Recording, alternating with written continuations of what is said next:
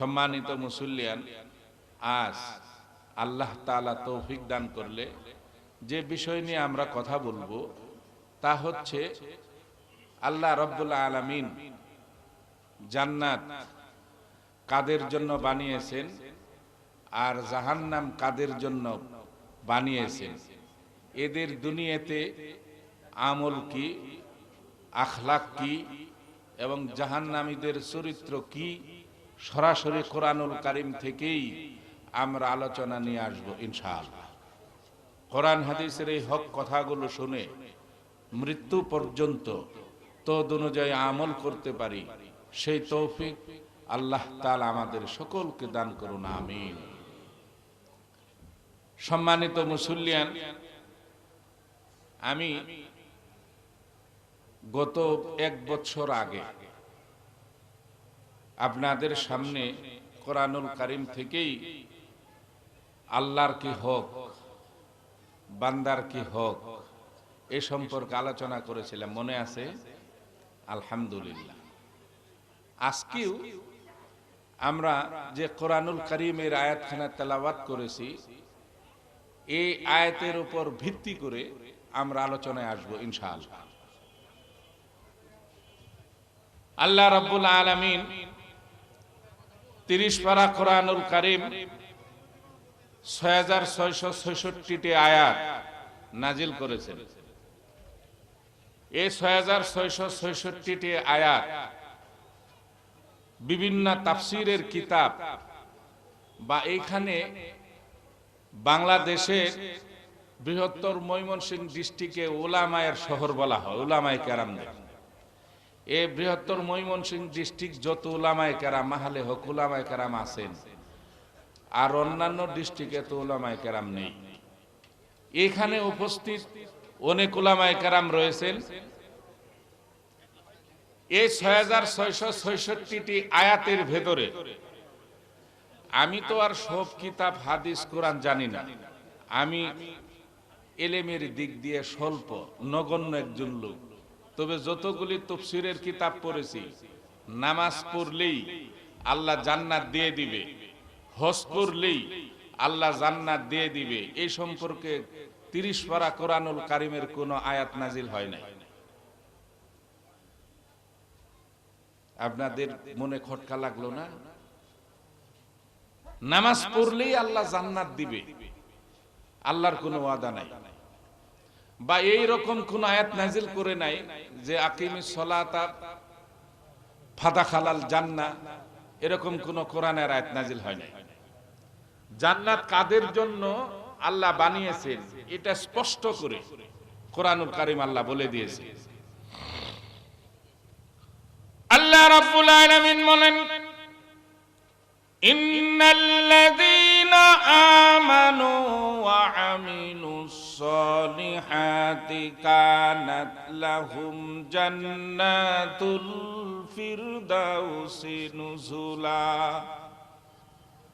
আল্লাহর ওয়াদা হচ্ছে, নিশ্চয়ই যারা ঈমান আনয়ন করলো, ঈমান আনয়নের পর ও আমিলুস সালিহাত, যারা ভালো কাজ করলো, আমলে সালেহ করলো, সৎ কাজ করলো, মানুষকে সৎ উপদেশ দিল, তাদের জন্য আল্লাহ ঘোষণা করেছেন কানাত লাহুম জান্নাতুল ফিরদাউস। যারা ভালো কাজ করবে তাদের জন্য, এটা আল্লাহ শুধু বলে নাই যে নামাজ পড়লে তাদের জন্য জান্নাত, না, আল্লাহ বলেছেন যারা ভালো কাজ করবে। এখন ভালো কাজ কি, আমলে সালেহ কি, এটা আমাদের আগে জানতে হবে, জেনে তারপরে ইবাদত করতে হবে। ঠিক এই যে মসজিদে আপনি দেখেন, টঙ্গীর ইস্তেমার ময়দানে লক্ষ লক্ষ লোক, মসজিদে লক্ষ লক্ষ লোক, কাবা শরীফে লক্ষ লক্ষ লোক, 40-50 লক্ষ লোক হজ করে, মসজিদে নববীতে লক্ষ লক্ষ লোক। এই লক্ষ লক্ষ লোক সকলেই যদি খাঁটি মুমিন ঈমানদার হয়ে যেত, সারা পৃথিবীতে ইসলামী শাসন কায়েম হয়ে যেত। ঠিক,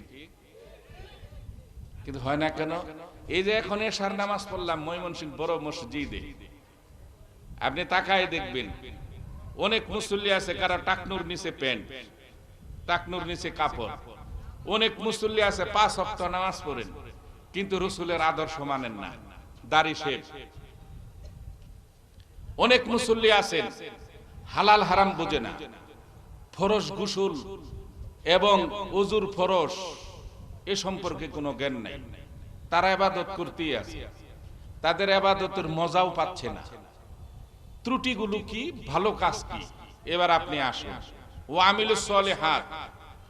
এই যে দেখুন আল্লাহ রাব্বুল আলামিন ওয়া আমিলুস সলিহাত এই সম্পর্কে যা বলেছেন মুফাসসিরিন কেরাম, আল্লামা ইমাম ফখরুদ্দিন রাজি রাহমাতুল্লাহ আলাইহি তাফসীরে কাবীরে লেখেন ওয়া আমিলুস সলিহাতের তাফসীর করেন, আপনি মিথ্যা বলবেন না জীবনে, এটা প্রতিজ্ঞা, এটা ওয়া আমিলুস সলিহাত।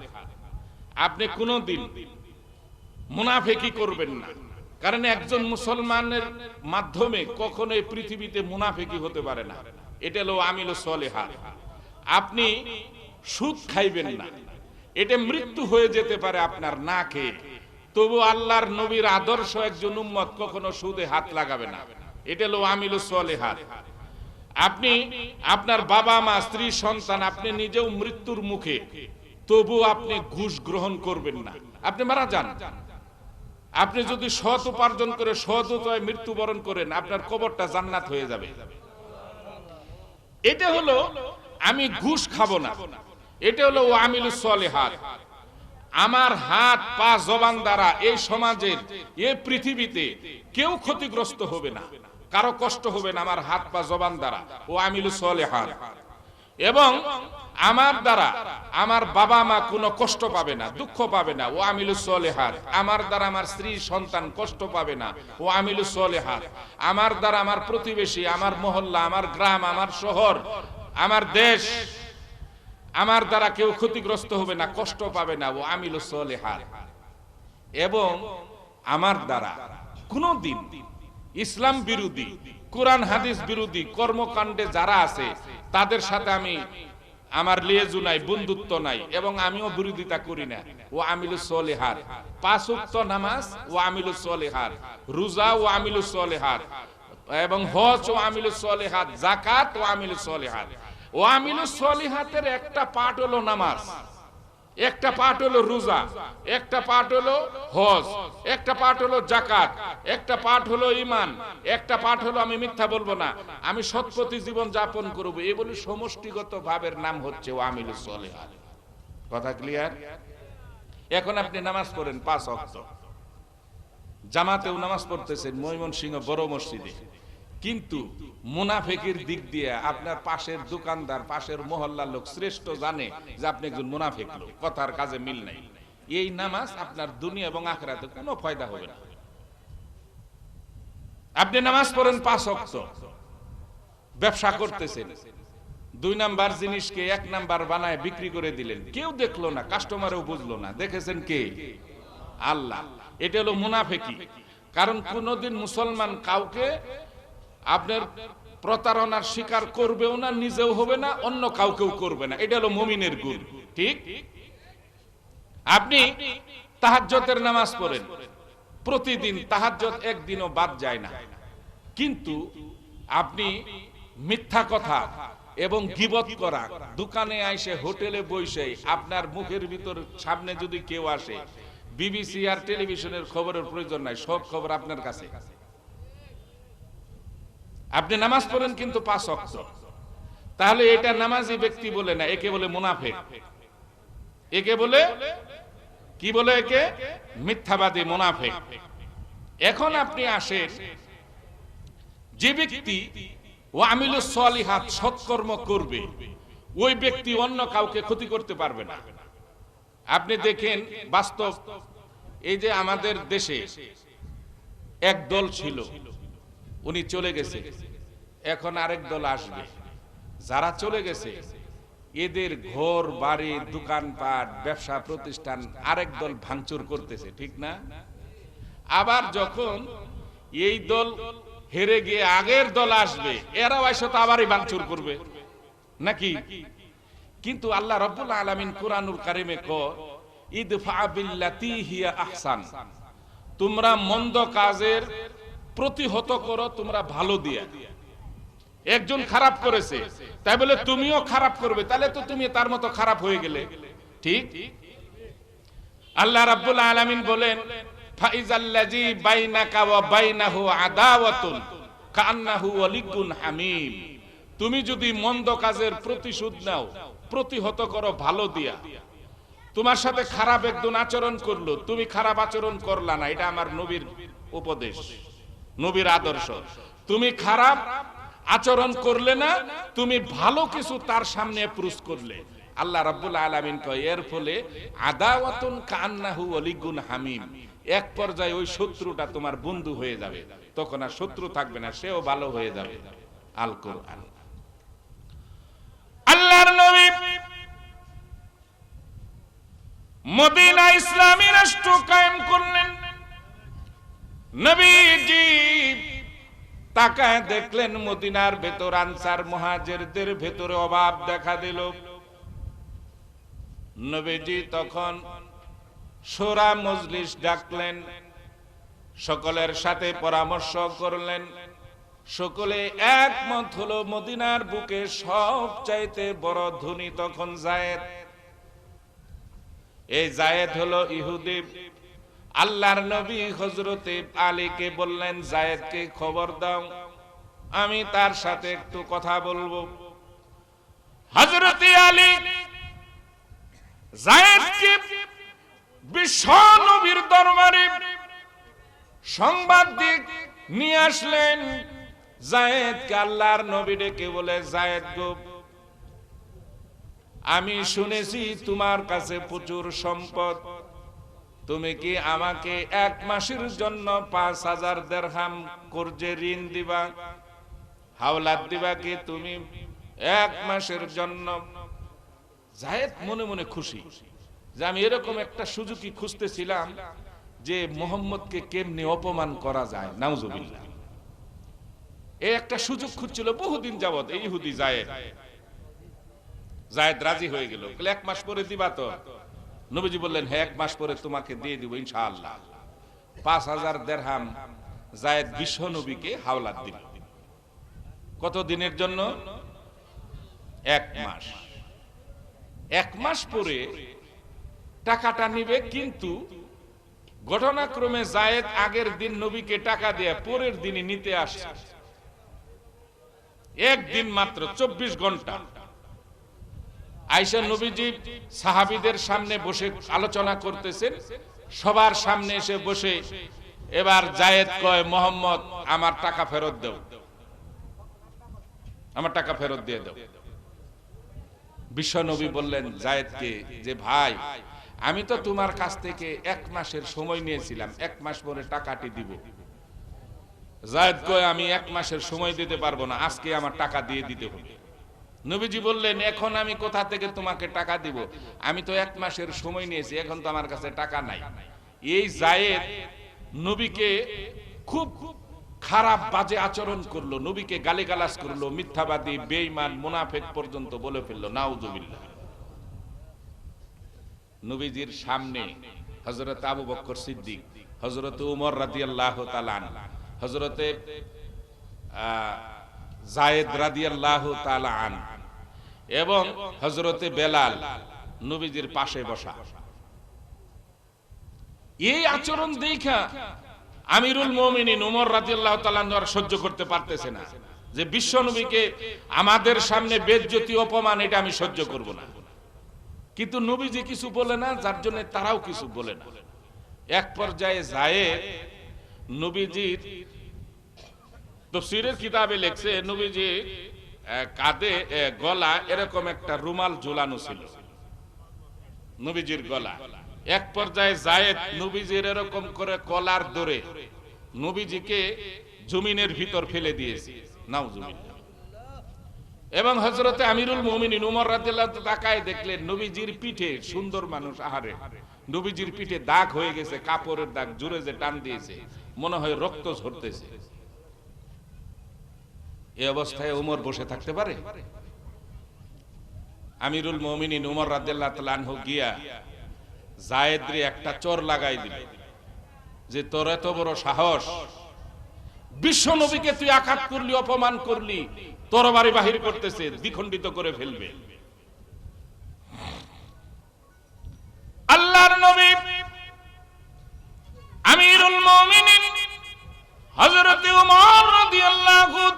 আনহুকে ডেকে বলে, ওমর তুমি যায়েদকে ছেড়ে দাও, তাকে তুমি কিছুই করবে না। নবী একটা ধমক দিলেন উমরকে, এ উমর থেমে যাও, কি আচরণ করতেছ তার সাথে? আমিরুল মুমিনিন ডেকে বলে, ইয়া রাসূলুল্লাহ, আমি উমর দুনিয়ার ভিতরে জীবিত থাকতে আমার নবীকে কেউ কষ্ট দিবে, কেউ দুঃখ দিবে, এটা আমি মেনে নিতে পারতেছি না। নবী গো, আপনি অনুমতি দেন, যায়েদের কাল্লাটা আমি কেটে ফেলবো। আল্লাহর নবী উমরকে আবার একটা ধমক দিলেন। আমিরুল মুমিনিন শান্ত হয়ে গেল। বিশ্ব নবী আমিরুল মুমিনিনকে ডেকে বলে, ও উমর, যদি পারো তুমি যায়েদের ঋণটা পরিশোধ করে দাও, তাকে তুমি কিছু বলবে না। তার কারণ হলো সে পাওনাদার, সে চাইতেই পারে, যা খুশি তা বলতে পারে। আমি তো তার কাছে ঋণী, কিন্তু পাওনাদারের সাথে তুমি আচরণ খারাপ করতে পারো না। যদিও সে অন্যায় করেছে, তবুও সে হকদার, আমার কাছে টাকা পায়, তার সাথে তো তুমি আচরণ খারাপ করতে পারো না। আল্লাহর নবী হযরত উমরকে ডেকে বলে, উমর, যদি পারো যায়েদকে কিছু না করে যায়েদের ঋণটা তুমি পরিশোধ করে দেওয়ার ব্যবস্থা করো। বলার সাথে সাথে আমিরুল মুমিনিন নবীজিকে বললেন, ইয়া রাসূলুল্লাহ, আমি গত 2 দিন আগে খেজুরের বাগান থেকে খেজুর পেরেছি, পাকা খেজুর আমার ঘরে। যায়েদ যে টাকা পাবে তার চাইতে অধিক পরিমাণ খেজুর আমার ঘরে রয়েছে। আপনি অনুমতি দিলে যায়েদের টাকার বিনিময়ে আমি খেজুরগুলি দিয়ে দেই।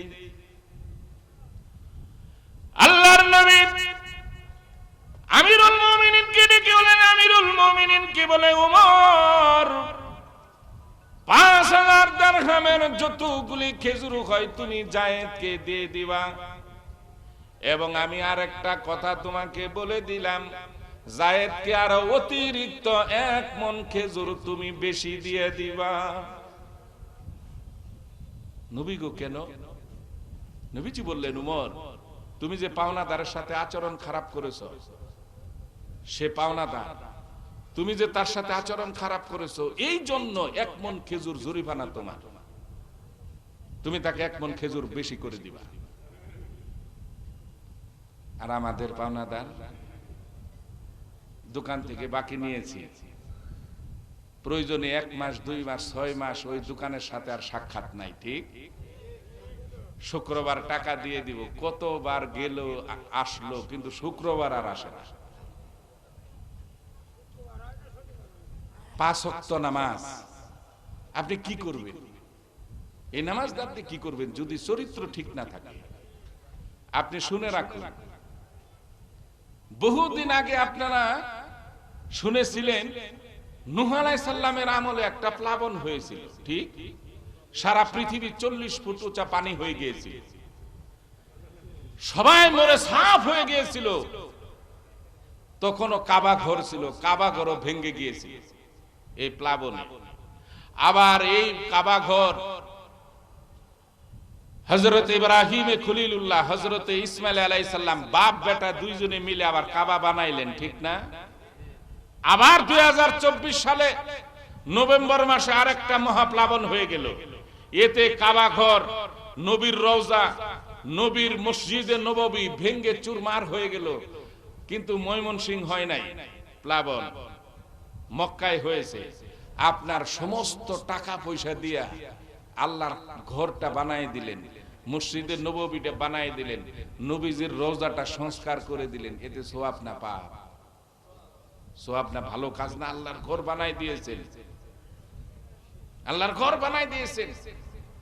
এতে যা সওয়াব হইল, একটা ব্যক্তিকে আপনি অন্যায় ভাবে, একটা রিকশা চালককে একটা থাপ্পড় দিয়েছিলেন বা একটা গালি দিয়েছিলেন, আপনার পাশের দোকানদারকে একটা গালি দিয়েছিলেন, একটা দুর্বল লোককে একটা থাপ্পড় লাগাই দিয়েছিলেন, কাউকে কথা দিয়ে মনে কষ্ট দিয়েছিলেন, আপনার কথায় একটা লোক আঘাত পাইছে, কসম খুদার ওই কাবাঘর বানানির চাইতেও এইটা জরুরি হলো তার কাছ থেকে ক্ষমা চাওয়া। এরকম কাবাঘর যদি 100 বার বানায় দেন, 100 বার প্লাবনে ভেঙে যায়, তবু যে কারো মনে আপনি কষ্ট দিয়েছেন, তবু এটার সমান হবে না। এটা জরুরি ওই কাবাঘরের চাইতে। কথা বুঝে আসছে? আপনি নামাজ পড়েন 5 ওয়াক্ত, আপনার আচরণ থাকবে নবীর আচরণ, আপনার চরিত্র থাকবে নবীর চরিত্র, আপনার ভাষা থাকবে নবীর ভাষা, আপনার আখলাক থাকবে নবীর আখলাক। এটা হলো নবীর আদর্শ। ঠিক? শুধু নামাজ দিয়ে আপনি যাইবেন গা জান্নাতে, এটা আশা করাও ভুল। আবার নামাজ ছাড়াও জান্নাত হবে না, এটাও বাস্তব।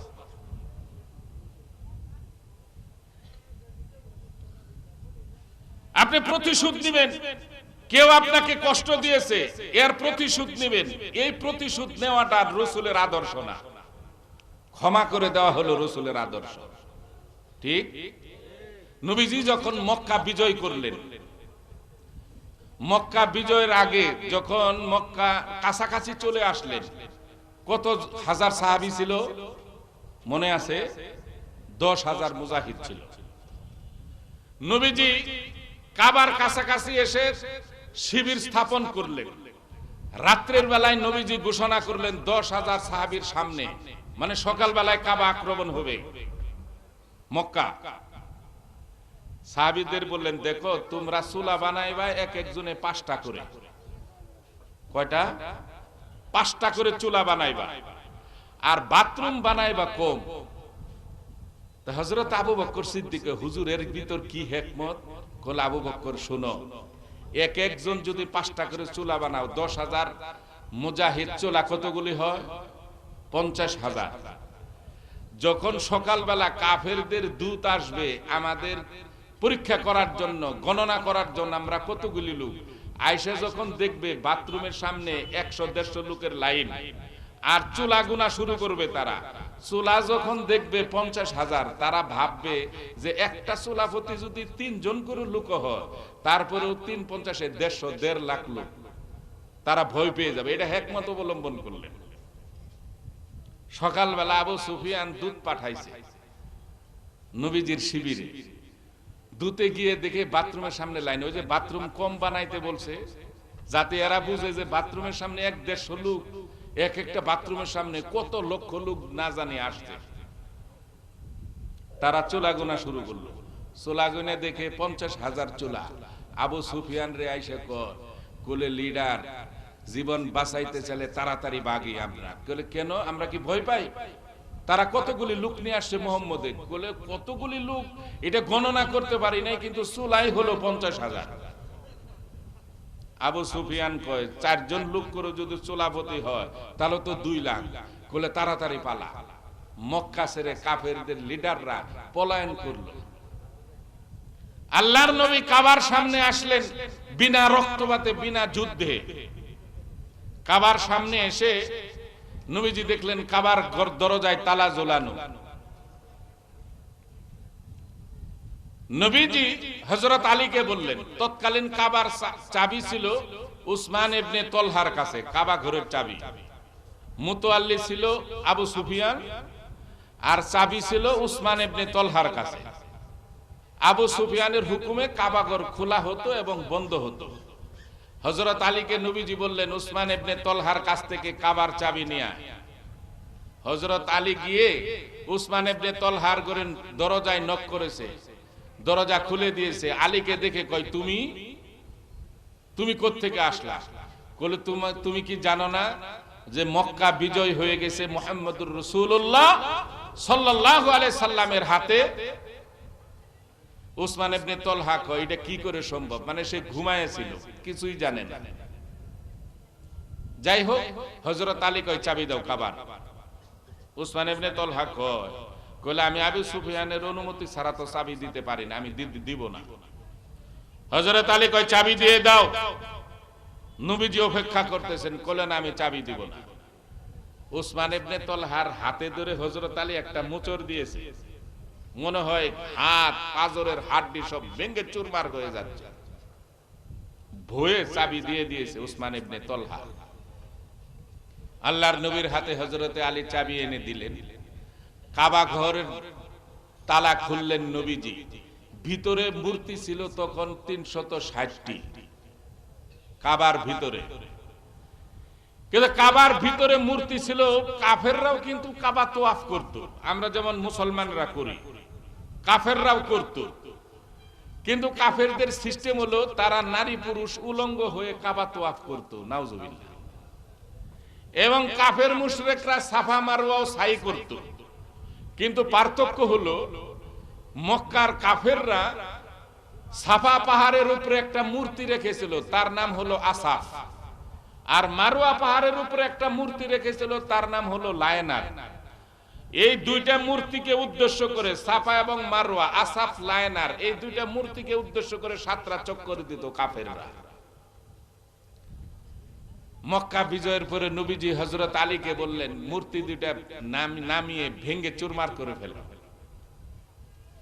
তে কাবার ঘরে ঢুকে হযরত আলীকে আর হযরতে উমরকে নবী দুইজনকে বললেন তোমরা মূর্তিগুলি ভাঙো একটা একটা করে।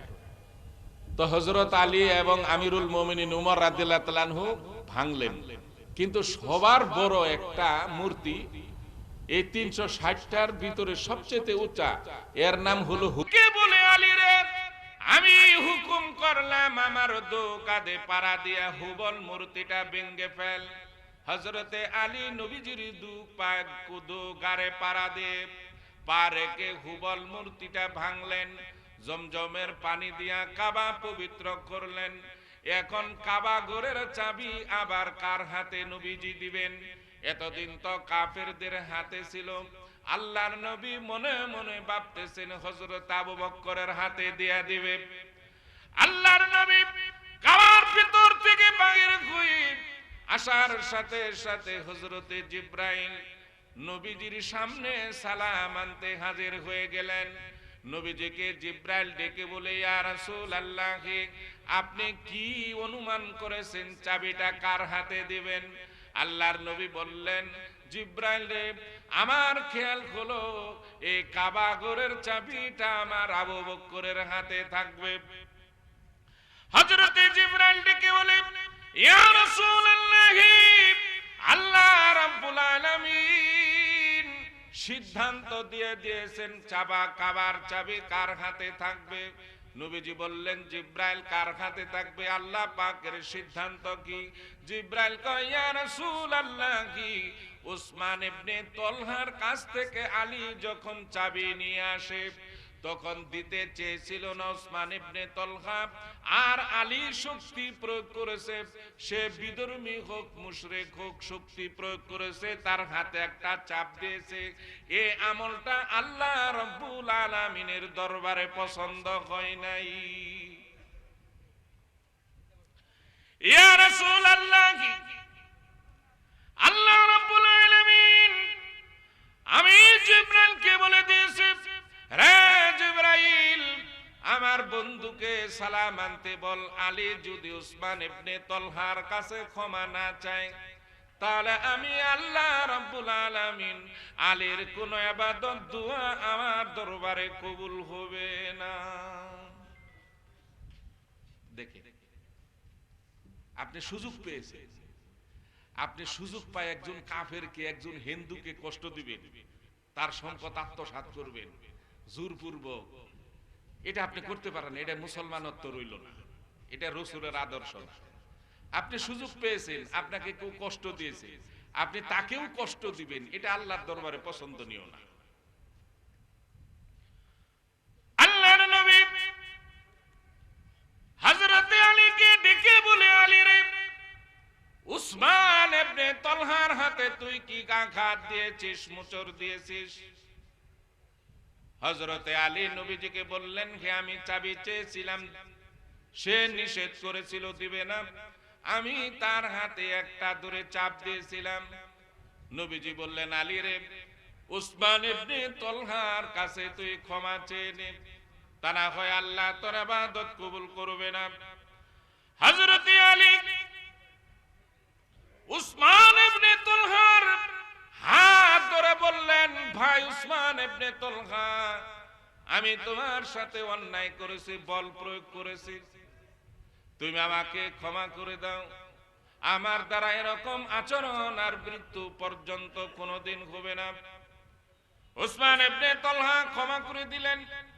হযরতে জিবরাইল আল্লাহর নবীকে ডেকে বললেন, ইয়া রাসূলুল্লাহ, উসমান ইবনে তলহা আলীকে ক্ষমা করে দিয়েছেন, আল্লাহর আরশ খুশি হয়েছে। আর আল্লাহর সিদ্ধান্ত হলো আজ থেকে কাবার চাবিটাও উসমান ইবনে তলহার কাছেই থাকবে।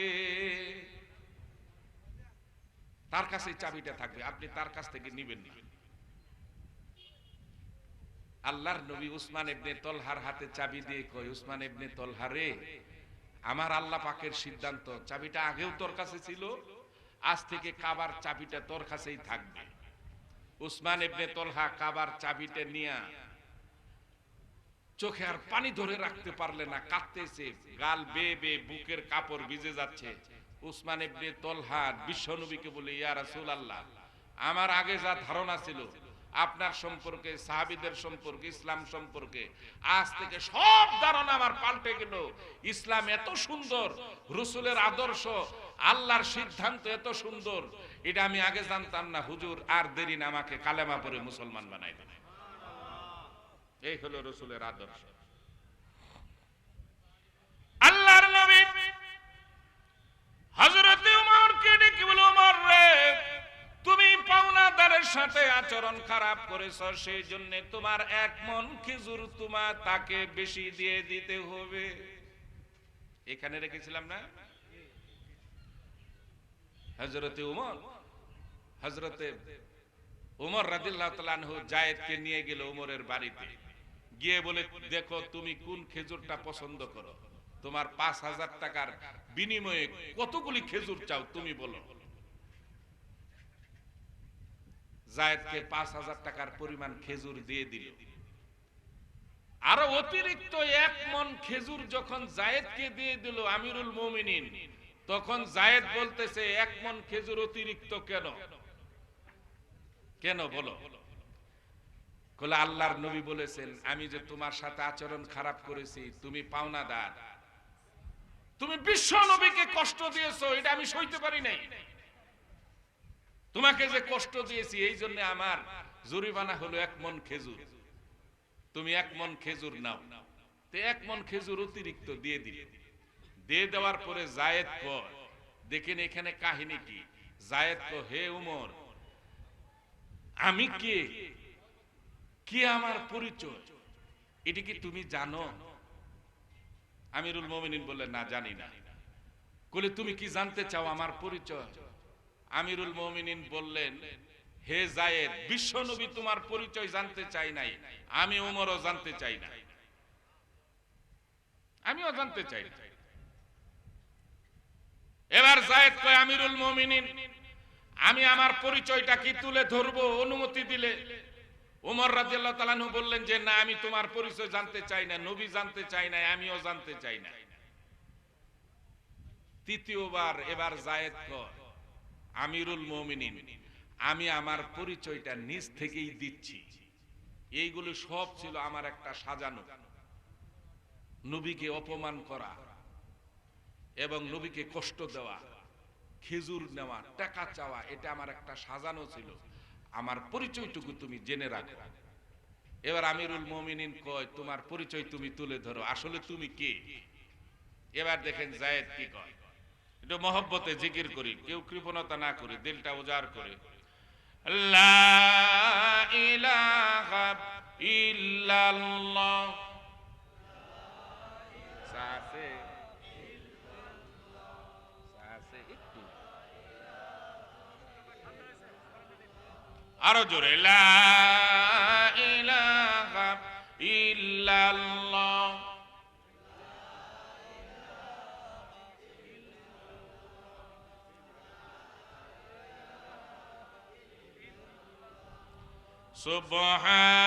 সুবহানাল্লাহ, আলহামদুলিল্লাহ,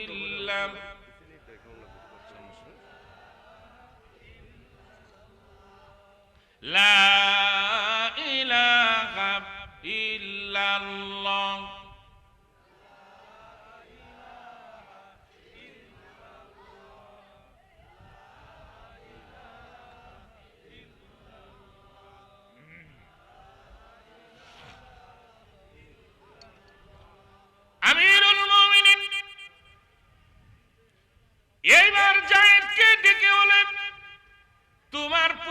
কি তুমি তোমার পরিচয় তুলে ধরো। এবার যায়েদ বলল, আমিরুল মুমিনিন, আপনি কি শুনেছেন যায়েদের কথা? ইহুদিদের ভিতরে সবচাইতে বড় আলেম যে ছিল তাওরাতের মুফাসসির, তাওরাতের হাফেজ, তাওরাতের পণ্ডিত। এবার 14,000 ইহুদিদের ভিতরে 14,000 আলেমের ভিতরে সবচাইতে বড় আলেম কে ছিল আপনি কি চিনেন? আমিরুল মুমিনিন এইবার যায়েদকে ডেকে বলে, যায়েদ রে, আমি শুনেছি, কিতাবেও পড়েছি, আমি নবীর কাছেও শুনেছি, ইহুদিদের ভিতরে সবচাইতে বড় আলেম তার নাম হলো যায়েদ। এবারে যায়েদ বলতেছে, আমিরুল মুমিনিন, আমি সেই ইহুদিদের ভিতরে সবচাইতে বড় আলেম যায়েদ, তাওরাতের মুফাসসির, তাওরাতের হাফেজ। এই পরিচয়টা দেওয়ার পরে আমিরুল মুমিনিন চোখের পানি ছেড়ে দিয়ে কই, যায়েদ রে, তাওরাতের মুফাসসির হয়ে, তাওরাতের হাফেজ হয়ে তুই কেমন করে পারলি আমার নবীকে বেইজ্জতি করতে? কেমন করে তুই আমার নবীকে কষ্ট দিলি, আমার নবীকে জমিনে ফেলে দিলি? কেমন করে তুই পারলি একজন আলেম হওয়ার পরেও? এইবার যায়েদ ডেকে বলেন, আমিরুল মুমিনিন, বিশ্ব নবী পৃথিবীতে আসার আগে তাওরাতের ভেতরে আমি পড়েছি, আখিরি নবী যেদিন হবে, আখিরি নবী যেজন হবে, তার আচার আচরণ কেমন থাকবে, তার ধৈর্য এবং কেমন থাকবে, সবর কেমন থাকবে। আমিরুল মুমিনিন গো, আমি তাওরাতে পড়েছি পাহাড় সম পরিমাণ ধৈর্য থাকবে আখিরি পয়গাম্বরের। আখিরি পয়গাম্বরের উম্মতদেরও পাহাড় সমান ধৈর্য এবং সবর থাকবে, এবং হাজার অপমান করলো আখিরি নবী এর প্রতিশোধ অপমান দিয়ে নিবে না। আখিরি নবী যেজন হবে মন্দ কাজের প্রতিশোধ গ্রহণ করবে ভালো কিছু দিয়া। এটা আমার বিশ্বাস হয়েছিল না। সেই দিন থেকে আমিরুল মুমিনিন আমি ইরাদা করেছিলাম, আখিরি নবী মদিনাতে যখন আগমন করবে, আমি মদিনাকে সর্বোচ্চ অপমান করব, বিশ্ব নবীকে আমি কষ্ট দিব, আমি পরীক্ষা করব এইটা আসলে আখিরি পয়গাম্বর কিনা। আমি সুযোগ খুঁজতেছিলাম, সুযোগ পাই না। কিছুদিন আগেই শুনতে পেলাম নবীজি মক্কা থেকে মদিনা আগমন করেছে। আমি সুযোগ খুঁজতেছিলাম কেমন করে তাকে অপমান করব, কষ্ট দিব। হঠাৎ করে গতকাল যখন আমার কাছে নবীজি 5,000 দিরহাম হাওলাত চাইল, আমি খুশি হইয়া 5,000 টাকা দিয়ে দিছিলাম 1 মাসের সময় নিয়ে। এটা আমার মনেও আছে, আমি 1 মাসের সময় দিয়েছিলাম। কিন্তু আজকে এই টাকার জন্য আমি এসেছি নবীর কাছে।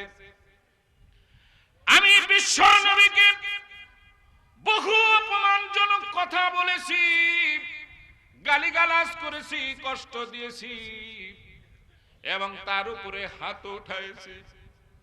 দেখি নবীজির কেমন ধৈর্য। ইচ্ছা করলে তো নবীজি তোমাকে হুকুম দিতে পারতো আমাকে প্রতিহত করার। এবং এখন গোটা মদিনাটা নবীর হাতে, গোটা মদিনাটা নবীদের হাতে হুকুমের গোলাম। আমিরুল মুমিনিন এত অপমান করলাম, কষ্ট দিলাম, দুঃখ দিলাম, হাত পর্যন্ত উঠালাম, তুমি সহ্য করতে পারলে না। তুমি আমার উপরে বিরক্ত হয়ে অপমান প্রতিশোধ নেওয়ার জন্য আমার সামনে হাজির হয়ে গেলাম। কিন্তু নবী তোমাকে ধমক দিল, তবু আমাকে ধমক দেয় নাই। আমিরুল মুমিনিন এইটা আমি বিশ্ব নবীকে পরীক্ষা করেছি। আমার কিন হয়েছে বিশ্বাস হয়েছে এই মুহাম্মাদুর রাসূলুল্লাহ আখিরি পয়গাম্বরে তো কোনো সন্দেহ নাই। আমিরুল মুমিনিন, আমার টাকার দরকার নাই, খেজুরের দরকার নাই, এগুলো আমার কোনো প্রয়োজন নাই। আগে চলো বিশ্ব নবীর দরবারে গিয়ে আমি নবীজির কাছে ক্ষমা চেয়ে কালেমা পড়ে মুসলমান হয়ে যাব।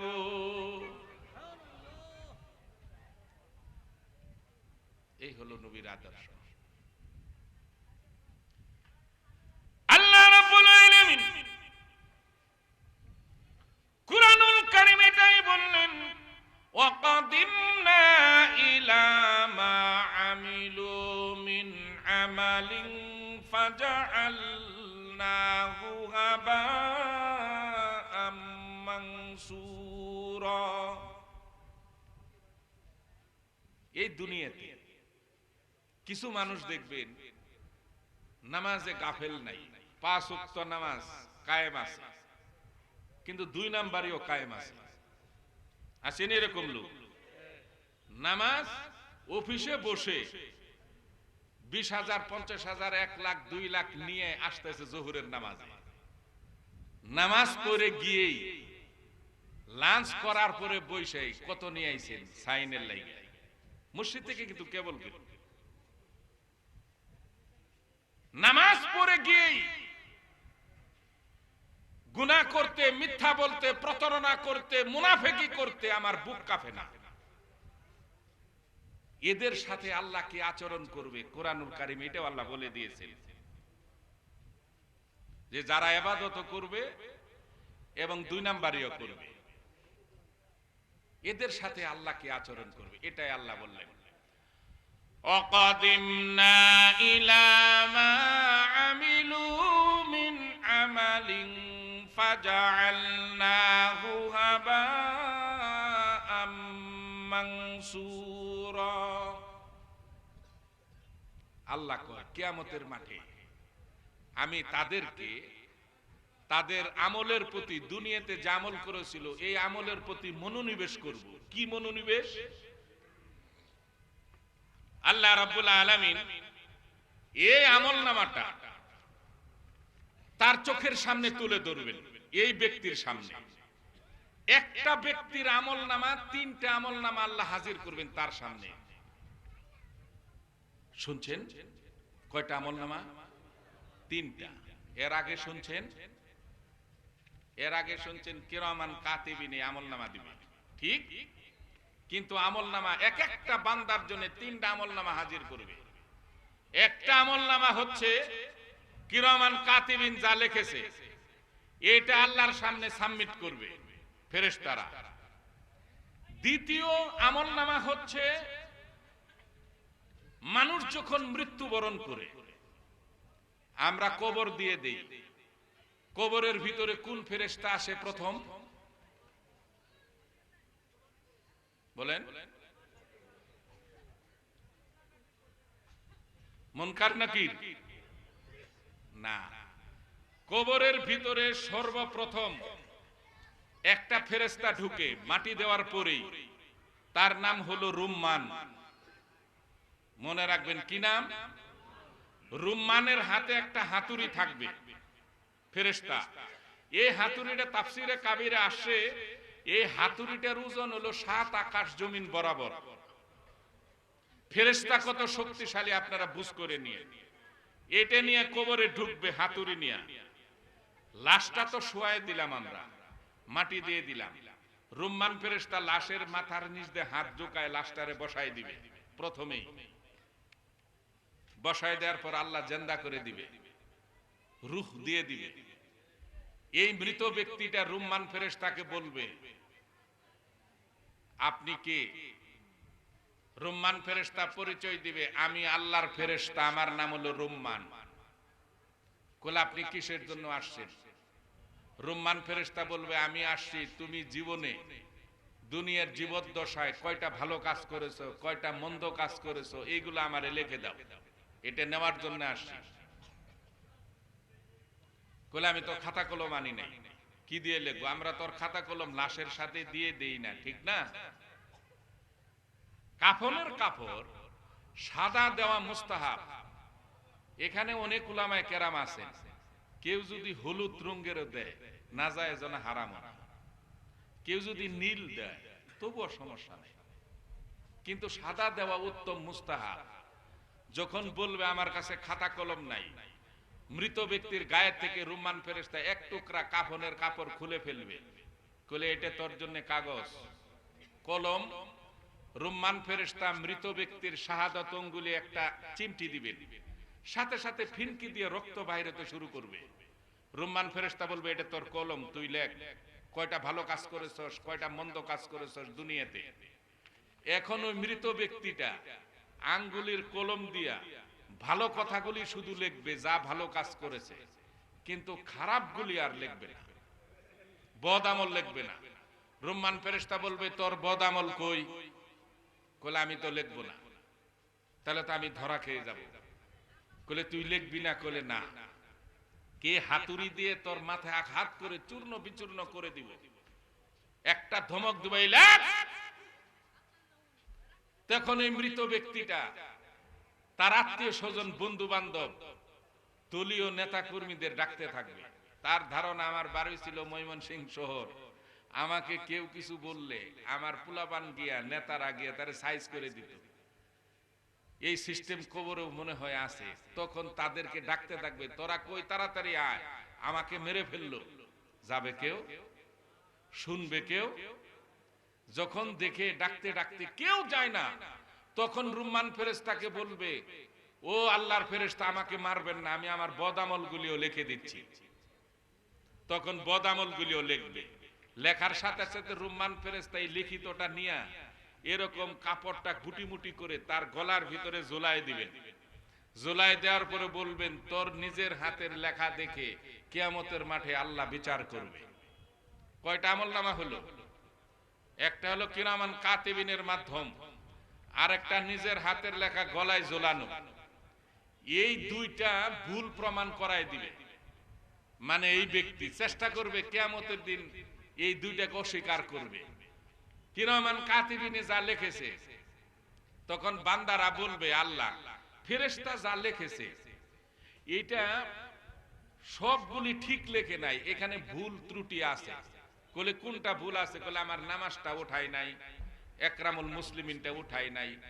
তো আল্লাহ বলবে যে ওয়া ইন্না আলাইকুম লাহাফিজিন, সম্মানজনক দুটি তত্ত্বাবধায়ক তোর দুগারে আমি দিয়েছিলাম, আর তারা আমার এমন পারদর্শী লেখক ছিল দুনিয়াতে, ইয়ালামুনা মা তাফআলুন, তুই জীবনে যেখানে যা কিছু করেছিস সব লেখা আছে এখানে।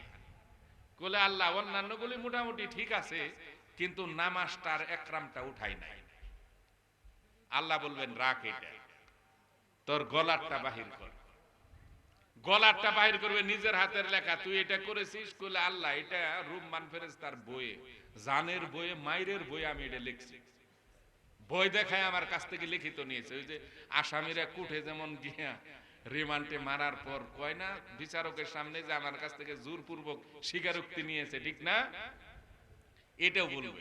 এখন আল্লাহ রাব্বুল আলামিন তৃতীয় আরেকটা আমলনামা হাজির করবে তার সামনে। তৃতীয় আমলনাটা কি? আল্লাহ রাব্বুল আলামিন এবার বলবেন ওয়া কুল্লু ইনসানিন আলজামনাহু তাইরাহু ফি উনুকিহি ওয়া নুখরিজু লাহু ইয়াওমাল কিয়ামাতি কিতাবান ইয়ালকাহু মানশুরা। আল্লাহ রাব্বুল আলামিন तमाम দুনিয়ার ভিতরে প্রত্যেকটি বান্দার গিবা লগ্নে গলার ভিতরে এমন একটি সিসি ক্যামেরা ফিট করে রেখেছেন। আমি জীবনে যেখানে যা কিছু করতেছি, ভালো না মন্দ, সাথে কে ছিল, কোন বছর, কোন মাস, কোন সপ্তাহ, কোন দিন, দিনে না রাত, আজকে মাহফিলে সে সিসি ক্যামেরা ভিডিও হয়ে আছে। ঠিক আমরা তো দেখি না। এই যে মনে করেন এই মাহফিল, কেউ যদি ছাদের উপর থেকে কোন বাসার ভেতর থেকে এখানে একটা ইট পাটকেল নিক্ষেপ করে, আপনারা দেখবেন কিন্তু ব্যবসায়ী ট্রাঙ্কপট্টি ভাইরা ইন্তেজামিয়া কমিটি করছে কি চতুর্দিক দিয়ে সিসি ক্যামেরা ফিট করে রেখেছে। ডেলটা কে দিল? সিসি ক্যামেরায় ধারণ করবে? বলেন করবে? করবে, অবশ্যই করবে। সিসি ক্যামেরা যদি থাকে, কে ডেলটা দিল সিসি ক্যামেরা ধারণ করবে না? অবশ্যই। এখন 40, 50, 60, 100 বছর পরে ভিডিও ফুটেজটা যদি দেখতে চায় কেউ, যে কে ডেলটা মেরেছিল তাফসির মাহফিলে, দেখা সম্ভব? অবশ্যই সম্ভব। যার জন্য বান্দা যখন অস্বীকার করবে আল্লাহ এই আমলনামাগুলি মিথ্যা, যার জন্য আল্লাহ প্রত্যেক বান্দার গলার সাথে একটা সিসি ক্যামেরা ফিট করে দিয়েছে। এটাই সূরা বনী ইসরাঈল আল্লাহ বলতেছেন, আমি আল্লাহ রাব্বুল আলামিন প্রত্যেক বান্দার গিবা লগ্নে ক্যামেরা ফিট করে রেখেছি। বান্দা যখন অস্বীকার করবে আমি এটা করি নাই, আমি আল্লাহ রাব্বুল আলামিন সেই দিন ওয়ানুখরিজু লাহু ইয়াউমাল কিয়ামাতি কিতাবাই ইয়ালকাহু মানশুরা, আমি আল্লাহ তখন তার গিবালগ্নে থেকে আমি বাহির করব ভিডিও ফুটেজ সহ কোন কোন জায়গায় কি করেছিল কোন টাইমে, এটা বাহির করার পর আল্লাহ তার হাতে ধরিয়ে দিবে। তাই আল্লাহ রাব্বুল আলামিন বলেন, ওয়াকাদিমনা ইলা মা আমিলু মিন আমালিন ফাজআলনাহু হাবাআম মানসুরা, আমি প্রত্যেকটি বান্দার দুনিয়ার আমল সম্পর্কে আমি অবহিত করব, তার সামনে মনোনিবেশ করব যে দেখ তুই কি করেছিলি, নামাজ পড়েছিস বড় মসজিদে, নামাজ পড়ে আইসা 2 নম্বরে, তুই তাহাজ্জুদ করেছিলি, তাহাজ্জুদ তোর তুই মিথ্যা বলেছিস, তুই হজ করে আইসা মুনাফিকি করেছিস, ওপরের সম্পদ ওয়ারিস ঠকিয়েছিস, আত্মসাৎ করেছিস, দোকানের পাওনা টাকা বাকি টাকা দেশ নাই, এগুলো সব আমলনামার ভিতর আল্লাহ দেখাবে। দেখানোর পরে আল্লাহ সিদ্ধান্ত দিবেন যে তুই যে নেকিও করেছিস পাপও করেছিস, সেই জন্য আজকে নেকিগুলি কি হবে? হাবা আম মানসুরা, আল্লাহ হাতে নিয়ে নেকিগুলি ধুলি বালুকণা বানায় ফেলবে, ধুলি বালুকণা। আল্লাহ রাব্বুল আলামিন বলেন, আমি ধুলি বালুকণা বানিয়ে ওই নাফরমানের মুখের উপর নিক্ষেপ করে দিব। এই নে তোর আমল, মুখের উপর ছুঁড়ে ফেলবে আল্লাহ, যারা নেকিও করে আবার পাপও করে, এই দুটোটা যাদের চলমান। আল্লাহ রাব্বুল আলামিন মুখের ভিতরে ছুঁড়ে ফেলার পরে এমন পরিস্থিতি এই ব্যক্তির হবে, এটা আল্লাহ কোরআনে বলে দিয়েছেন কি, ওয়ায়াউমা ইয়া'আদ্দু যালিমু আলা ইয়াদাইহি ইয়াকুল ইয়া লাইতানি ইত্তাখাযতু মা'আর রাসূলি সাবিলা।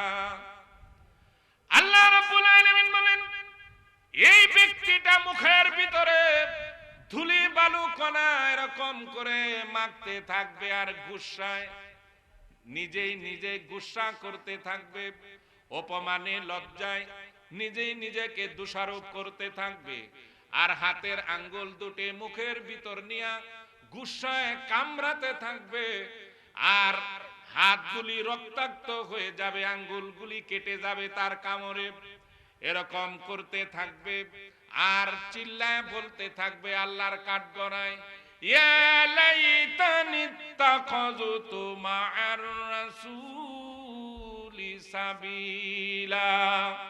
বলে আমি যদি দুনিয়াতে আল্লাহর রাসূলের আদর্শকে অনুসরণ করতাম, নবীর সুন্নতকে আমি অগ্রাধিকার দিতাম, নবীর আদর্শকে, আহলে হক উলামায়ে কেরাম যে পথে দুনিয়াতে জীবন যাপন করতো আল্লাহ আল্লাহ রাসূলের পথে, আমি যদি তাদের সাথেই থাকতাম, তাদের রাস্তায় চলতাম, তাহলে আজকে আমার এই পরিণতি হয় না।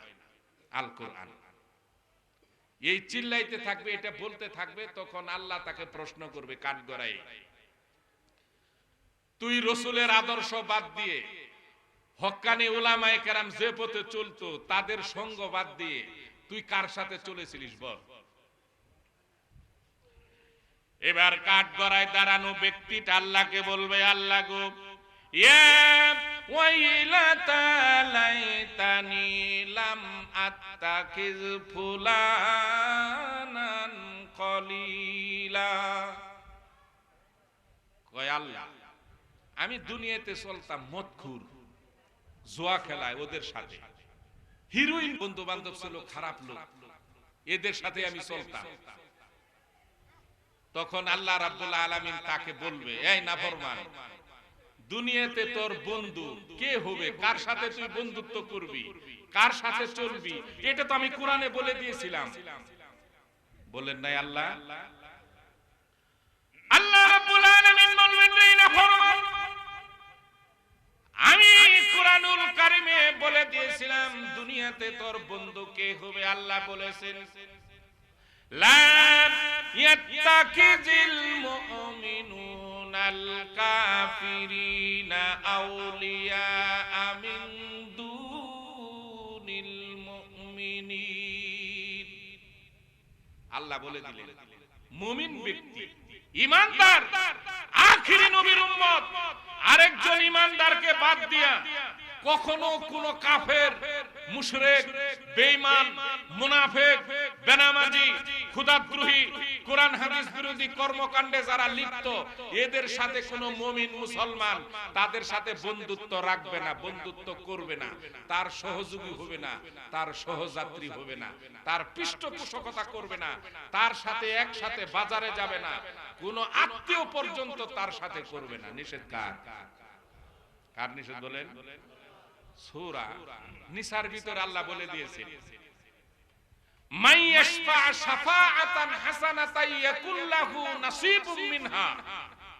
আল্লাহ কয়, তুমি একটা ভালো মানুষ, একটা মুমিন, একটা আলেম, একজন আহলে হক, সে তোমার বন্ধু, সে তাকেই তুমি সাপোর্ট করলা, তাকেই তুমি নেতা বানাইলা। সে যদি 5টা বছরে এই ভালো মানুষটা যদি 20 কোটি নেক অর্জন করে, ভালো কাজ করে, যারাই তার সাথে ছিল, সাপোর্ট করেছে, আমি আল্লাহ প্রত্যেকের আমলনামা 20 কোটি করে নেকি লিখে দিই। আল কোরআন। পক্ষান্তরে আল্লাহ কয়বার, ওমাই ইয়াশফা শাফাআতান সাইয়্যাতান ইয়াকুল লাহু কিফলুম মিনহা। আর তুমি একটা খারাপ লোক তোমার প্রতিনিধি, একটা খারাপ লোক তোমার বন্ধু, একজন বেনামাজি তোমার নেতা, একজন মুনাফিক তোমার নেতা, একজন খোদাদ্রোহী তোমার নেতা, এই ব্যক্তিটা যদি 5 বছরে 20 কোটি গুনাহ কামায়, আল্লাহর বিরোধিতা করে, রাসূলের বিরোধিতা করে, যারাই তার সাথে ছিল, সাপোর্ট করেছে, আমি আল্লাহ প্রত্যেকের আমলনামা 20 কোটি করে গুনাহ লিখে দিই। নাউযু। আল কোরআন সূরা নিসা আপনি দেখুন। তাই আল্লাহ রাব্বুল আলামিন বলবেন কাঠগড়ায় তাকে, এই নাফরমান, আমি বলে দিয়েছিলাম না তোর বন্ধু কার সাথে হবে, কার সাথে তুই চলবি, দুনিয়াতে কার সাথে চলবি। আল্লাহ রাব্বুল আলামিন এই কথা বলার সাথে সাথে এই নাফরমান আল্লাহ রাব্বুল আলামিনকে ডেকে বলবে, রব্বুল আলামিন, আমি দুটি কথা বলতে পারবো কিনা, সুযোগ আমাকে দিবেন কিনা? আল্লাহ বলবেন, রে বান্দা, তোকে সুযোগ দিলাম, তুই কি বলতে চাস খুলে বল। বলে, রব্বুল আলামিন, আমি যে গুনাহ করেছিলাম, আমি যে ঘুষ নিয়েছিলাম, সুদ খেয়েছিলাম, এই কারণটা কি, আমি কি বলতে পারি? আল্লাহ বলবেন, বল। তোকে 3টা সুযোগ দেওয়া হলো। বলে, আল্লাহ, আমি যে ঘুষ খেয়েছিলাম এটা আমি নিজের জন্য খাই নাই। বলে, কেমনে? কয়, আল্লাহ, আমি যে চাকরি করতাম, আমি বড় অফিসার ছিলাম ঠিকই, তো আমি কোনোদিন ঘুষ খাই নাই, কারণ এটা হারাম। তো আমি মাত্র বেতন পাইতাম 20-22 হাজার টাকা। আমার পাশের বাসা যে আমার অফিসের পিয়ন ছিল, তার নিজস্ব ফ্ল্যাট, সে জায়গা জমি অনেক কিছু করে ফেলেছে, কিন্তু আমি অফিসার হয়েও কিছু করি নাই, যার জন্য মাঝে মধ্যে আমার বিবি বলতো, তুমি একটা সুতার চাকরি করো, পিয়নে বাড়ি ঘর করে ফেললো, তুমি কি চাকরি করো? বলে, তবুও আমি হারাম খাই নাই। আল্লাহ আমাকে, তুমি একটা ছেলে একটা মেয়ে দিয়েছিলা, ছেলেটা আমেরিকা লটারি চান্স পেল, মেয়েটা মেডিকেলে চান্স পাইল, দুইজনের পিছে 10 লাখ টাকা যায়। আমি একটা চিন্তায় পড়ে গেলাম, আমার তো টাকা নাই। বিবিও আমারে কোলে দেখো ছেলে মেয়ের ভবিষ্যৎ, আমরা তো কিছু করে যেতে পারলাম না, তুমি যে প্রকারে হোক ছেলে মেয়েটাকে যদি এবার কোন প্রকারে বাহিরে পাঠাইতে পারো, মেয়েটা মেডিকেলে ভর্তি করবে, তো আমগোর আর টেনশন নাই, নালে ছেলে মেয়ের জবাব দিবে কি? কিছুই তো করলা না তাদের জন্য। কলে আমি একটা টেনশনে পড়ে গেলাম, কি করি? গেছে অফিসে। আপনি দেখবেন বেশি টেনশনে যখন আমরা পড়ি তখন করি কি? তখন দেখবেন সিগারেট টানতে থাকে। ঠিক? নবী সাহাবীরা বিপদে পড়লে, মুসিবতে পড়লে ওযু করে নামাজে দাঁড়ায় যাইতো, সেজদায় পড়ে সাহায্য চাইতো কার কাছে? সাহায্য করার মালিক কে? আল্লাহ। আর আমরা করি কি? বিপদ মুসিবত টেনশন হইলেই বিড়ি আর বিড়ি। এক বন্ধু জিগাই, তুমি এরকম করতাছো কে? এক পেক খায় ফেললা, কোলে কোশনে মনটা ভালো না। এক পেক খাওয়ার পরও মন ভালো হইল না। এই অফিসারে গিয়ে অফিসে সিগারেট খাইতেছে, তে পিওনে কই, স্যার আপনার মনটা খারাপ কে? বলে বইলো না, ছেলে মেয়ের জন্য তো কিছু করতেও পারলাম না, তো ছেলেটাও চান্স পাইলো লটারিতে আমেরিকা, মেয়েটাও মেডিকেলে 10টা লাখ টাকা লাগে, কই পাই টাকা, জায়গা জমিও নাই, এই লেগে টেনশনে বিড়ি খাইতেছে। তে পিওন একটা বুদ্ধি শিখাই দিল, বলে স্যার টেনশন করেন না, কাবি খার রাস্তার একটা কাজ আইছে বিআরটি, এই ফাইলটা সই করে দিলে 12 লাখ টাকা দিবে। 12 লাখ টাকা, 12 লাখ টাকা দিলে স্যার মনে করেন আপনি টেনশন থাকলো না, ছেলেও চলে গেল, মেয়েও আপনার মেডিকেলে ভর্তি হয়ে গেল, তো আরো 2 লাখ টাকা থাকে। স্যার যদি মনে করেন এটা গুনাহ অন্যায়, প্রয়োজন আপনি উমরা করে হেলাই, আপনি রমজানে উমরায় যাইবেন, আল্লাহর কাছে যাই মাপ চাই আইবেন, আল্লাহ আপনার মাফ করে দেব। ওই শয়তানে আরেক বুদ্ধি শিখাইছে, চিন্তা করে দেখেন। কইলে আল্লাহ আমি পিওনের কথায় ওই সাইনটা দিয়ে 12 লাখ টাকা নিয়েছি। আল্লাহ গো, এই অপরাধটা আমি করেছি, তার কারণ হলো এটা তো আরবিতে বলবে, কোরআনের ভাষায় আল্লাহ এটাও বলে দিয়েছেন। আল্লাহ রাব্বুল আলামিন এই ব্যক্তিকে এখন প্রশ্ন করবে, এই নাফরমান, এই অপরাধের জন্য আজকের দিনে তুই আমি আল্লাহর কাছে কি আশা করস? বল, আমি তোর সাথে কি আচরণ করব বল। এবার কাঠগড়ায় দাঁড়ানো এই ব্যক্তিটা আল্লাহকে বলবে, আল্লাহ গো, ইয়াওয়াদুল মুজরিমু লাউ ইয়াফতাদি মিন আযাবি ইয়াউমি ইযিম বিবানি। কল আল্লাহ, যে সন্তান সন্ততির জন্য এই অপরাধটা আমি দুনিয়াতে করেছি, তাদের ভবিষ্যতের জন্য আল্লাহ গো, ওই সন্তান সন্ততিকে আজকে মুক্তিপণ স্বরূপ রাইখে আপনার দরবারে, তা না হয় তাদেরকে জাহান্নামে দিয়ে আল্লাহ আমারে ছাইরে দেন। দেখেন তখন সন্তান সন্ততি তার কোনো মায়া নাই। এর ভাই, এই সন্তানের জন্য, সন্ততির জন্য আপনি নিজে অন্যায় করতেছেন, হালাল উপার্জন না করে হারাম ভাবে কামাই করে। ময়মনসিংহ শহরে 2-3টে বাসা, আপনি তো একটা রুমেই থাকেন, এত বাসা তো আপনার দরকার নাই, ওইগুলো সব পড়ার জন্য। এই ছেলে মেয়ে বিবি যাদের জন্য মাথার ঘাম পায়ে ফেলে অন্যায় দেখলেন না, ন্যায় দেখলেন না, সম্পদ করলেন, এরা কিন্তু আপনার পক্ষে আল্লাহর দরবারে সাক্ষী দিবেন। ঠিক? এখন বাবা মা নিজেই বলতেছে, বাবাই বলে আল্লাহ সন্তানকে মুক্তিপণ রাইখা আমারে ছেড়ে দিন। আল্লাহ একটা শব্দ ব্যবহার করবে, কাল্লা, কখনোই না। এবার দ্বিতীয়, কোলে তুই সুদে টাকা লাগাইছিস কেন? যারা সুদে টাকা লাগায় বলে আল্লাহ সুদে টাকা লাগাইছি, তার কারণ হলো ওয়াসাহিবাতিহি ওয়া আকি, আমার বিবি এবং ভাই বোনের লাগে। এখানে বিবি এবং ভাই বোনের বড়াই দিয়েছে। আলহামদুলিল্লাহ। হুজুর আসেন, আমার বন্ধু দুস্থ সিলেট থেকে অনেক কষ্ট করে আসছেন, হযরত মাওলানা মুফতি জাফর আহমদ সিরাজি দামাত বারকাতুহু, আলহামদুলিল্লাহ। ওনাকে নিয়ে আসছেন, গুরুত্বপূর্ণ আলোচনা শুনবেন তার জবান থেকে। এমন গুরুত্বপূর্ণ আলোচনা করবে, আল্লাহ তাকে যেমন কণ্ঠ দিয়েছেন তেমন এলেমও দিয়েছেন, আলহামদুলিল্লাহ।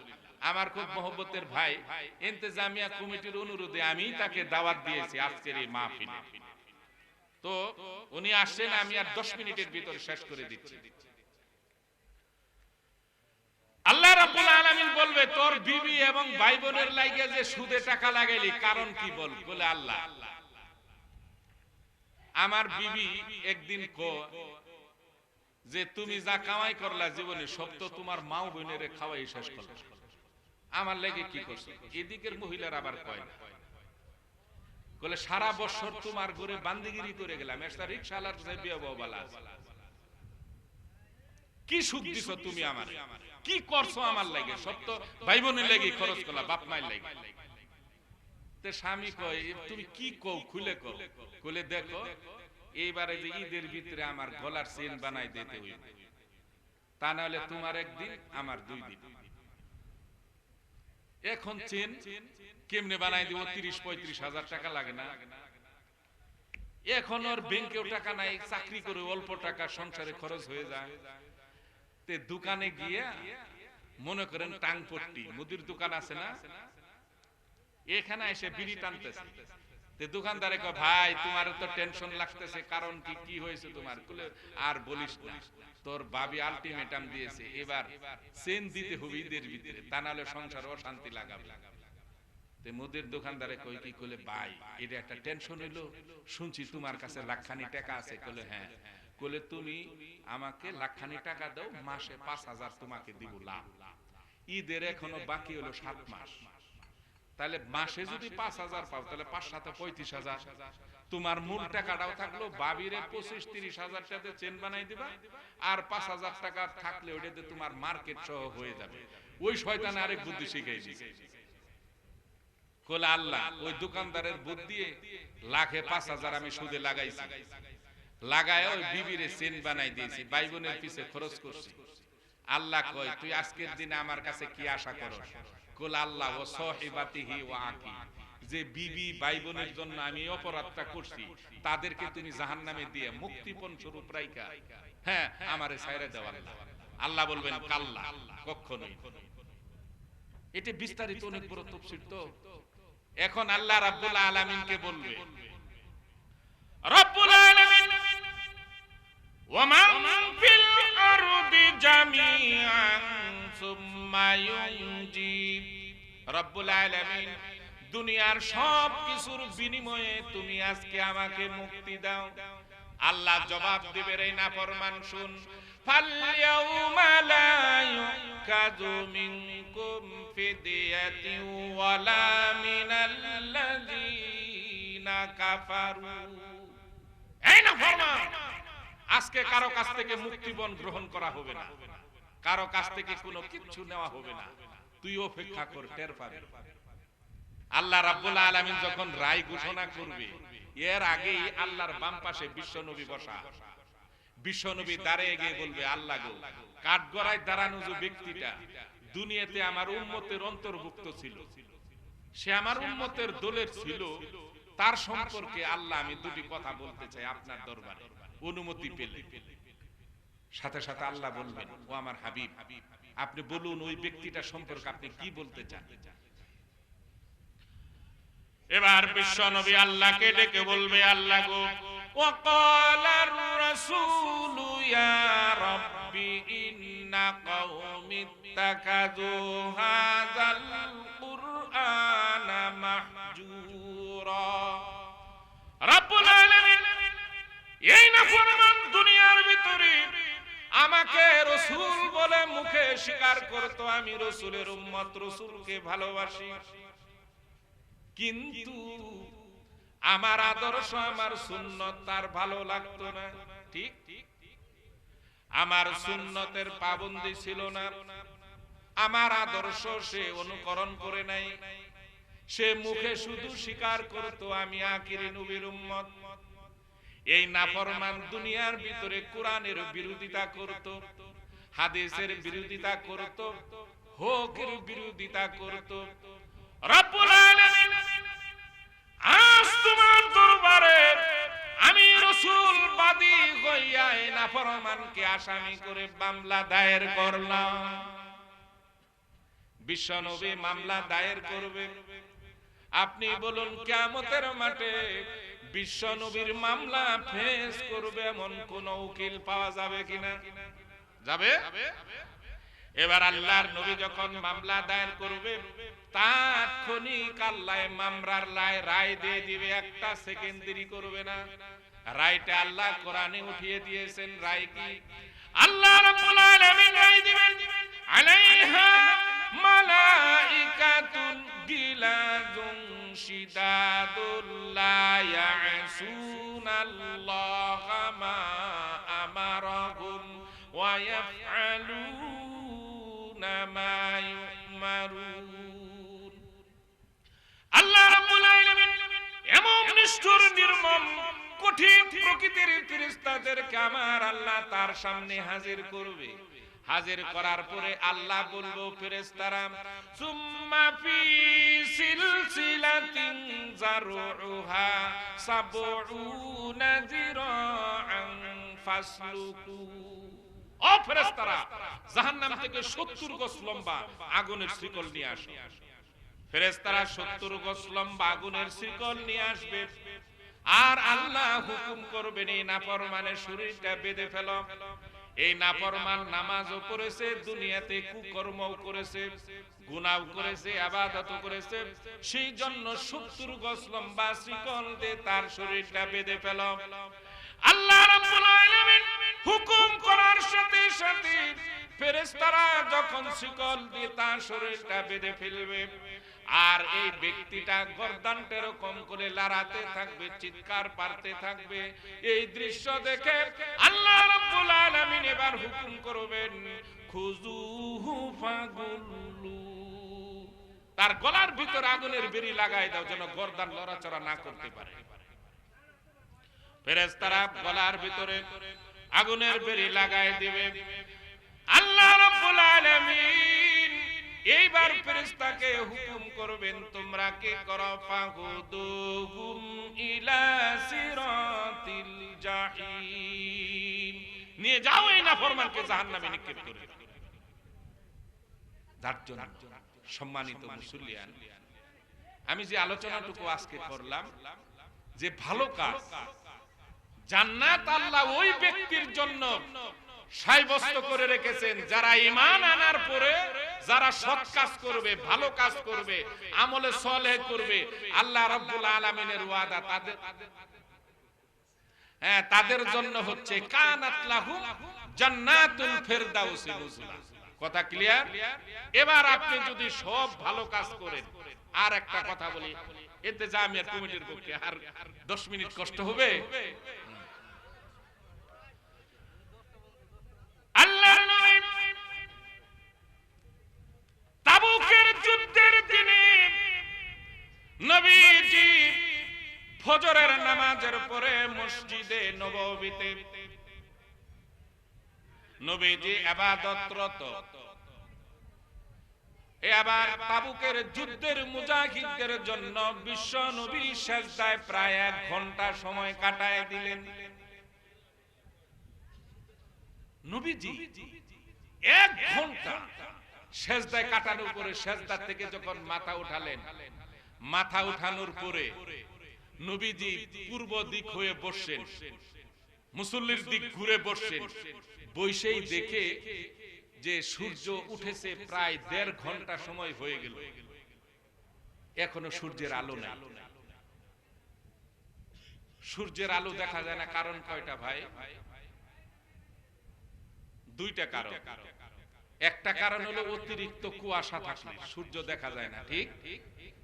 আরেকটা হচ্ছে আকাশে যদি মেঘ জমা থাকে, এই মেঘের ছায়াতে সূর্যের আলো লুকায়, দেখা যায় না সূর্য, ঠিক? এই 2টা কারণ ছাড়া সূর্য ওঠার 5 মিনিট পরেই তামাম দুনিয়ায় সূর্যের কিরণ পৌঁছে যায়। ক্লিয়ার? কিন্তু নবী তাকায় দেখলেন কুয়াশাও নাই এবং আকাশে মেঘও নাই, কিন্তু সূর্যের আলোও নাই। নবীজি কোরআন খুলে এবার দেখলেন, তাকায় দেখলেন, যেই দিন কিয়ামত হবে আল্লাহ ঘোষণা করেছেন ইজা শামসু কুব্বিরাত, সূর্য তার আলো হারায় ফেলবে, ওয়া ইজান নুজুমুন কাদারাত, তারকাগুলি বিক্ষিপ্তভাবে ঝরে জমিনে পড়ে যাবে। নবীজি এইটা দেখে সাথে সাথে মসজিদে নববীতে যারা উপস্থিত ছিল তাদেরকে বললেন, তোমরা তাড়াতাড়ি নামাজে দাঁড়ায় যাও, কিছুক্ষণের ভিতরে কিয়ামত হয়ে যাবে। ইম্পর্টেন্ট কথা, যে ওয়াজটা এখন করতেছি এই ওয়াজটা যদি ফলো করে চলে, জীবনে আর ওয়াজ না শুনলেও চলবে। তাড়াতাড়ি নামাজে দাঁড়ায় যাও।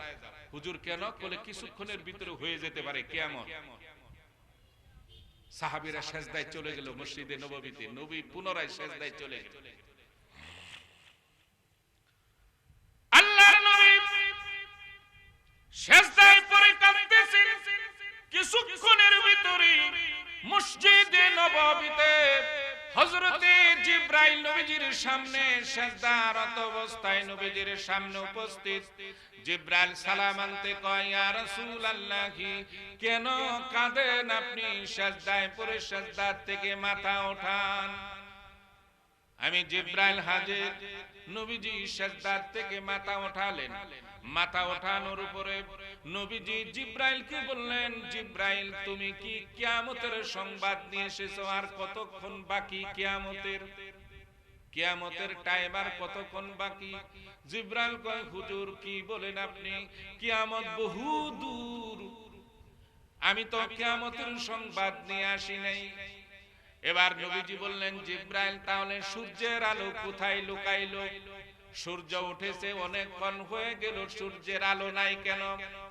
হযরত জিবরাইল বিশ্ব নবীকে ডেকে বলেন, ইয়া রাসূলুল্লাহি, সূর্যের আলো কোথায় লুকাইলো? এই সংবাদ নিয়ে আমি জিবরাইল আপনার সামনে হাজির। এই সংবাদ নিয়ে তো আমি আসি।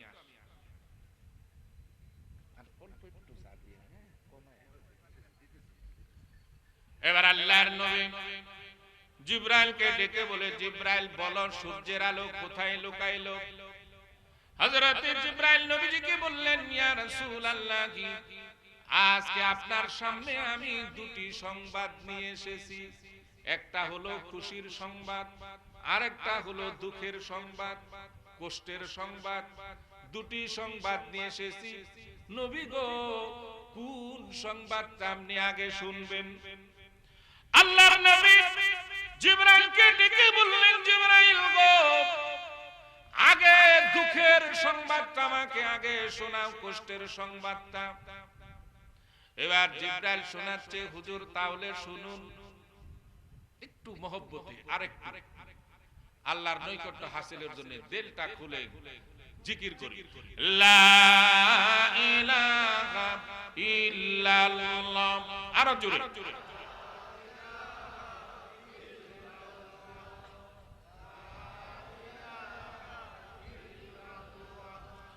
লা ইলাহা ইল্লাল্লাহ।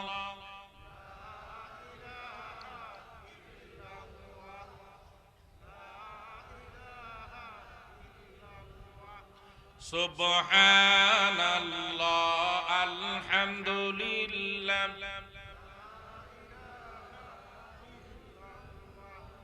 লা ইলাহা ইল্লাল্লাহ।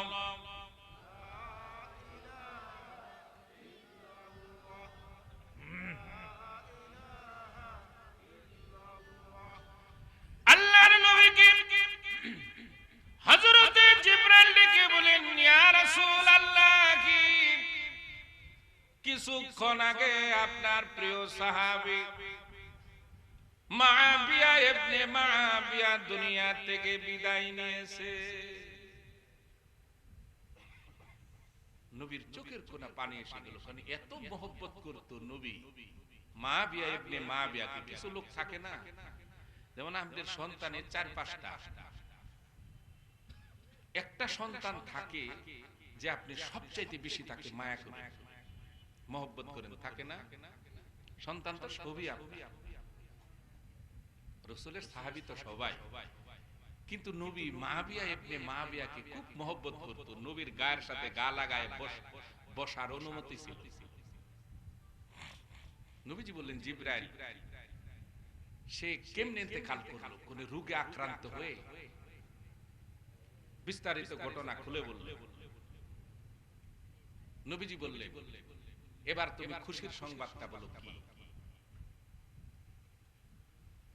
হযরত জিবরাইল বললেন, ইয়া রাসূলুল্লাহ, খুশির সংবাদটা হলো আমি আপনাকে নিতে এসেছি, তার জানাজার ইমামতিটা আপনি করবেন।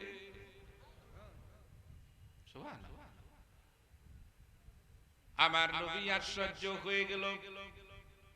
জিবরাইল গো, কোনদিন তো তুমি আমাকে এমন করে জানাজার ইমামতির জন্য নিতে আসো নাই। আমার কত জলিলে কদর সাহাবী দুনিয়া থেকে বিদায় নিল। আমার প্রাণপ্রিয় চাচা আমির হামজা দুনিয়া থেকে বিদায় নিল। রে জিবরাইল, আর কোনদিন তো তুমি ইমামতির জন্য আমাকে নিতে আসো নাই, কোন মৃত ব্যক্তির আজ কেন তুমি আসলা? জিবরাইল কয়, ইয়া রাসূলুল্লাহ, এই জন্য আমি এসেছি, আজকে আপনার মাবিয়া ইবনে মাবিয়ার জানাজার নামাজে আকাশ থেকে 2 লক্ষ রহমতের ফেরেশতা তার জানাজায় উপস্থিত হচ্ছে।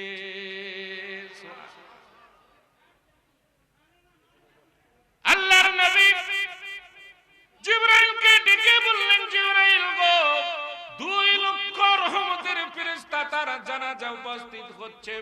জিবরাইল কয়, ইয়া রাসূলুল্লাহ, আমাকে আল্লাহ পাঠিয়ে দিয়েছেন। জিবরাইল গো, যাও আমার বন্ধুর কাছে, আকাশ থেকে যখন 2 লক্ষ ফেরেশতা তার জানাজায় উপস্থিত হচ্ছে, আজকে জানাজার ইমামতি আমার বন্ধুকে ছাড়া অন্য কাউকে মানাবে না। এবার নবীজি বললেন, জিবরাইল গো, আমার মাবিয়া ইবনে মাবিয়া এমন কি আমল করেছে যার জন্য আল্লাহ আকাশ থেকে 2 লক্ষ ফেরেশতা প্রেরণ করলেন? এটাই ইম্পর্টেন্ট বিষয়, ঠিক না? কি আমল করেছে গো জিবরাইল, এবং তার সাথে সূর্যের কি সম্পর্ক? এটি তো প্রশ্ন। হযরত জিবরাইল বললেন, ইয়া রাসূলুল্লাহ, আপনার এই প্রিয় সাহাবীর 2টি আমল ছিল দুনিয়ার ভেতরে। এই 2টি আমলের বিনিময়ে তো ইজ্জত সম্মান আল্লাহ তাকে দান করলেন, এবং আরশে আজিমে তার প্রশংসা আমার আল্লাহ নিজে করেছে। আমল 2টি কি বলো তো জিবরাইল? এবার জিবরাইল কয়, হুজুর, আপনার এই সাহাবীর 1 নাম্বার আমল ছিল তার দিল পরিষ্কার, ভিতর পরিষ্কার। এই ভিতরে কোনো 2 নাম্বারই নাই, কোনো মুনাফিকি নাই, কোনো সিটারি নাই, কোনো বাটপারি নাই, কোনো মিথ্যা নাই, কোনো শিকায়েত নাই, কোনো গীবত নাই। তার হাত পা জবান দ্বারা কেউ ক্ষতিগ্রস্ত হবে এটা অন্তরে তার কোনো দিন ছিল না। তার দিলটা ছিল পরিষ্কার। এটা হলো 1 নাম্বার আমল। আর দ্বিতীয়ত আপনার এই সাহাবী দৈনিক 300 বার করে সূরা ইখলাস পাঠ করত। এটা আমল করত। সূরা ইখলাস যখন কেউ পড়ে, আল্লাহ রাব্বুল আলামিন কয়, আমার রহমতের দরিয়া জুস লেগে যায়, আমি নিজেকে কন্ট্রোল করতে পারি না। আল্লাহ কয়, ওই বান্দার আমি আল্লাহ, মাঝখানে কোনো পর্দা থাকে না, আমি বান্দার সরাসরি সম্পর্ক হয়ে যায়। এই 2টা আমল তো করতে পারবেন তো ইনশাআল্লাহ? আলহামদুলিল্লাহ। তো নবীজি বললেন, জিবরাইল, সূর্যের আলোর সাথে তার কি সম্পর্ক?